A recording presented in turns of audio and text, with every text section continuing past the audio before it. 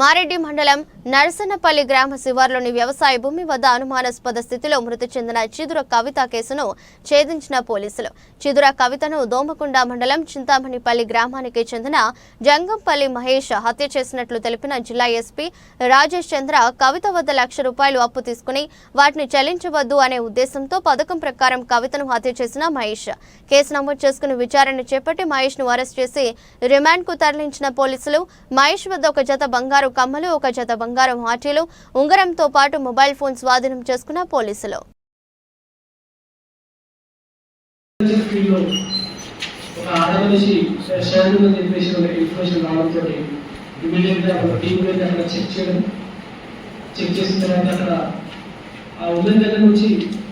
Gold items కానీ ornaments general గా ladies వేసుకున్న ఆర్నమెంట్స్ తీసుకోవడం గమనించి దాని ఎంక్వైరీ పెట్టే స్టార్ట్ చేయడం జరిగింది.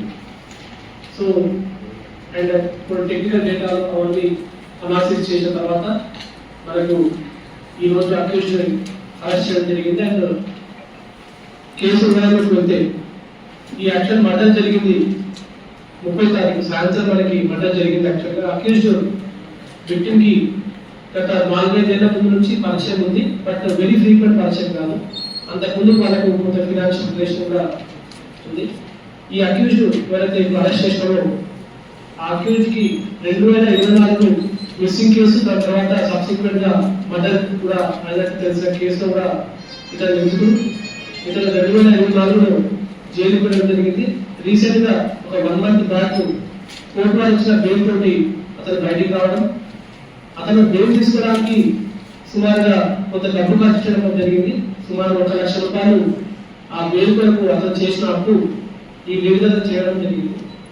అండ్ ఆ అప్పు విషయానికి సంబంధించి ఈ లేడీ కంటిన్యూస్ గా ఎవరైతే చనిపోయిన డిసీజ్ లేడీ ఉన్నారో ఆ లేడీ కంటిన్యూస్ గా అప్పు విషయం అడిగేసరికి ఆవిడ కూడా చంపేయడం జరిగింది. అండ్ ఆవిడ వద్ద నుంచి కూడా కొంత గోల్డ్ ఆర్నమెంట్స్ అండ్ ఆవిడ మొబైల్ ఫోన్ కూడా అతను ఎత్తుకొని వచ్చి పాల్గొనడం జరిగింది. సో గతంలో లాస్ట్ టైం మనం మర్డర్ చేసినప్పుడు ఎలా దొరికిపోయారో తెలుసు. సో ఈ